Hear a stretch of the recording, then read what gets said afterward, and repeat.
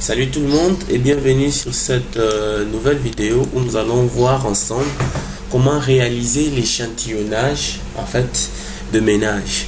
Donc ici nous allons générer les éléments CVS de points que vous allez introduire au niveau de vos tablettes pour montrer pour donner aux enquêteurs qu'ils auront dans leur tablette grâce au logiciel qui se trouve dans les tablettes en question.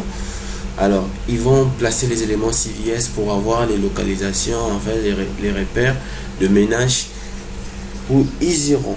Alors sans plus tarder, nous allons lancer notre élément QuantumGIS. Alors nous allons lancer desktop. Là nous avons lancé QuantumGIS. Nous attendons le temps qui s'ouvre. Donc c'est une opération assez simple et très facile. Donc vous allez vous rendre compte que ce n'est pas aussi compliqué. Donc alors là voilà, là nous avons ouvert QuantumGIS. C'est comme ça qu'il se présente. Nous devons faire une superposition des layouts, étant donné que nous avons déjà nos fonds d'écran, disons. Nous avons les éléments raster qui contiennent les images satellitaires et nous aurons aussi les éléments shapefile qui contiendront les informations, disons, qui auront des coordonnées géographiques de ces points. Pour ce, commençons par importer notre élément raster. Pour importer l'élément raster, il suffit de cliquer là. Je clique là, je vais ajouter là, c'est là que se trouvent mes éléments.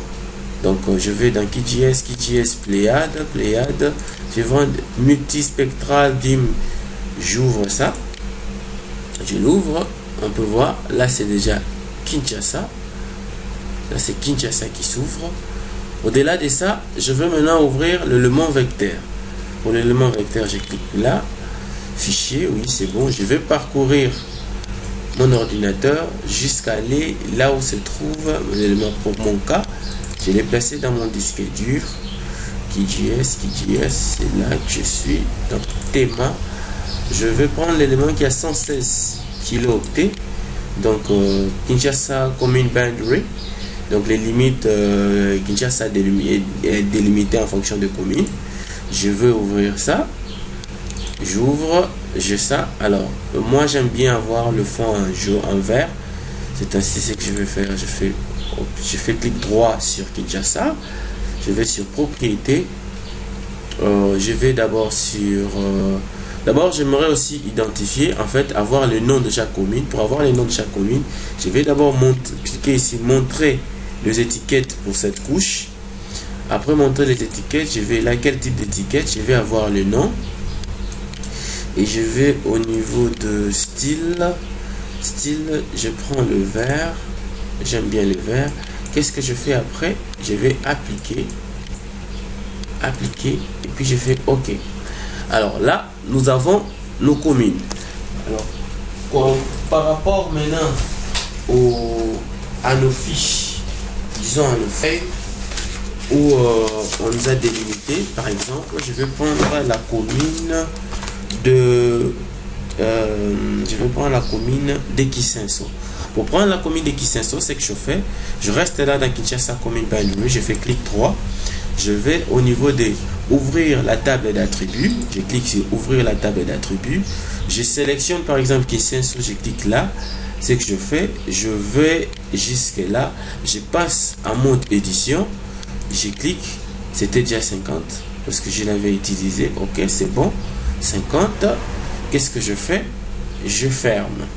Donc je peux changer 30, tout comme cette fois-ci, je prends par exemple 60. Une fois fini, je ne vais pas mettre à jour, mais ce que je fais, je ferme. Je vois qu'ils est passé en mode sélectionné. Maintenant là, ce que je veux faire, je vais au niveau de vecteur,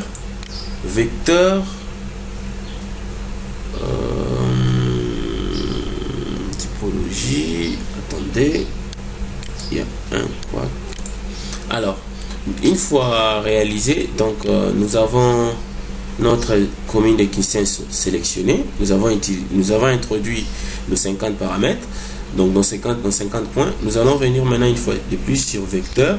Vecteur, nous venons dans outils de recherche. Sur outils de recherche, nous cliquons sur point à l'intérieur des polygones. Au niveau des points à l'intérieur des polygones, nous allons maintenant mettre au préalable des informations suivantes. Donc je suis là, Kinshasa Commune Boundary, là il n'y a pas de problème. Échantillonnage, nombre de points, c'est bon. Distance, je vais, je clique Create Temporary Layer, créer un truc temporaire. Qu'est-ce que je fais?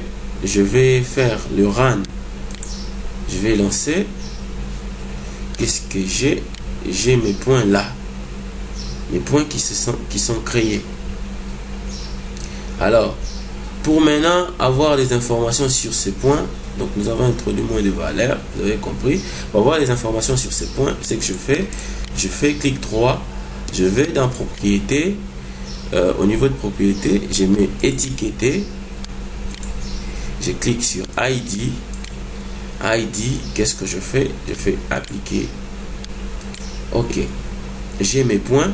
Maintenant, j'aimerais savoir si ces points sont bien localisés, sont sur des maisons, des parcelles où c'est accessible. Qu'est-ce que je fais? Je glisse le layout raster au-dessus du layout shapefile. Donc là, j'ai ma commune. Je vais maintenant voir. Pour maintenant bouger les points, par exemple, je vais bouger ça, ramener ça sur cette maison, cette parcelle. C'est que je fais, je clique là, je passe en mode édition, je prends l'élément de déplacement. À partir de là, je peux prendre le point 6 pour le déplacer jusqu'au niveau de cette parcelle. Et je prends ça, ça tombe sur les arbres. Je déplace ça sur ces ménages.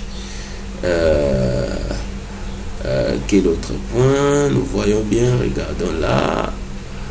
Nous les déplaçons sur ces ménages. Et quel autre élément? Là également, nous les plaçons bien sur ces ménages. Donc, une fois que vous avez tout ajusté, vous avez tout placé, qu'est-ce que vous devez faire? Vous devez venir là, vous faites au niveau de points, vous faites enregistrer sous. Je clique sur enregistrer sous. Valeur séparée en virgule CVS, quelque chose, c'est déjà CVS, mais au départ, si vous n'avez pas encore utilisé, vous verrez qu'au départ, ce sera d'autres éléments. Ce sera un élément peut-être S3 shapefile. Vous devez glisser ça, prendre valeur séparée CVS, et puis vous choisissez, vous parcourez, vous choisissez l'endroit où vous allez l'enregistrer. Par exemple, moi je place ça sur desktop, j'appelle ça Kinsenso, j'enregistre et puis je fais OK. Terminé. Je vais aller maintenant à mon bureau. Je trouve Kinsenso. Quand j'ouvre, j'ai l'élément, donc l'échantillonnage, lecture seule, pas de problème. J'ai l'échantillonnage qui est là. J'avais introduit 15 points.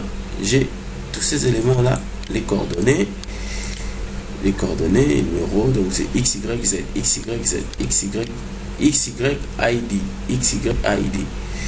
Donc ça c'est X, tout ça c'est X, ça c'est Y, c'est séparé par une virgule, ça c'est l'identité. Donc c'est XYID, donc les coordonnées disons longitude, latitude, identifiant du point.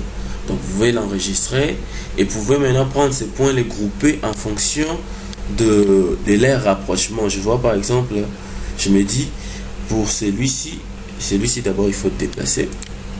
Il tombe sur la rivière. Nous devons le ramener plus précisément. Voilà. Bon, anyway, la première, quand vous faites ça, vous devez aussi chaque fois faire l'exercice de glisser vos layouts ici, chaque fois, vous vous rassurez que vous avez vos points à l'intérieur. Vos points sont toujours à l'intérieur. Par exemple, ce point qui se trouve sur la rivière, c'est ici. On doit les ramener un peu plus à droite. Quant à moi, je vous dis merci et à la prochaine.